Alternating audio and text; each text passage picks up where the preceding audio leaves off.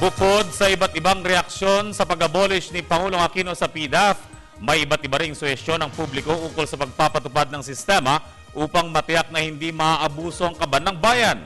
Kung ano ito, alamin natin mula kay Noel Perfecto.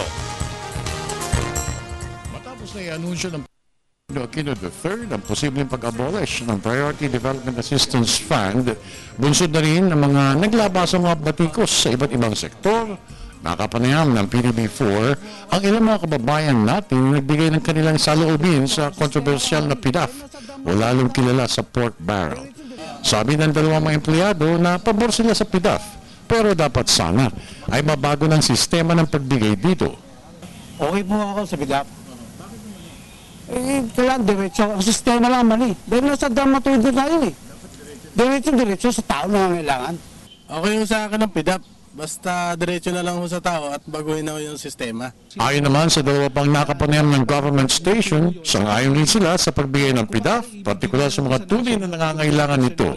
Dahil anila, deserving sila at sana ay hindi nadaraan pa sa mga broker o conduits na may kakaibang layunin sa gagawin ng mga ito. Madalit sabi, sana diretso lang sa mga recipients ng PDAF.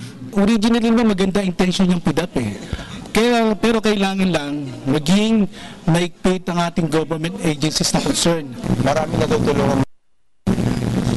At saka dapat siguro baguhin yung sistema kung paano makakarating agad sa mahirap yan. Samantala, patuloy naman ang pagsusuri at pagkalap ng mga documentary evidences ng NBI para sa paghain ng kanilang rekomendasyon ng kasong pandarambong laban sa utak ng 10 bilyong pisong pork barrel scam, pati na rin ng mga mambabatas at ilang lawmakers na nadadawit sa kontrobersiya.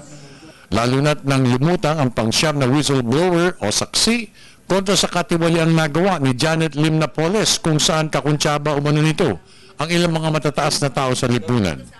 Ayon sa bagong saksi na kasalukuyang nasa kustodiya at proteksyon ng NBI, kitang-kita niya mismo ang kalokohan ni Janet Lim Napoles pati ang pagbibigay ng kwalta nito sa mga kahuts niyang kasama. Kamakailan ay binuo ng kinaukulan ang isang Interagency Anti-Graft Coordinating Council at kasama pa dito ang DOJ at COA upang magsagawa ng preliminary probe hinggil sa kasong plunder. Inatasan mismo ng Pangulong Pinoy ang DOJ na maghain ng kaso laban sa lahat ng mga sangkot o may kinalaman sa pagwawaldas ng pera ng bayan. Para sa Telebisyon ng Bayan, ako naman si Noel Perfecto.